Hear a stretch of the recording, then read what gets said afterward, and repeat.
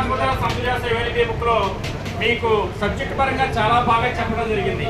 ప్రతి ఒక్క రైతు కూడా ఈ బుక్ చదవండి.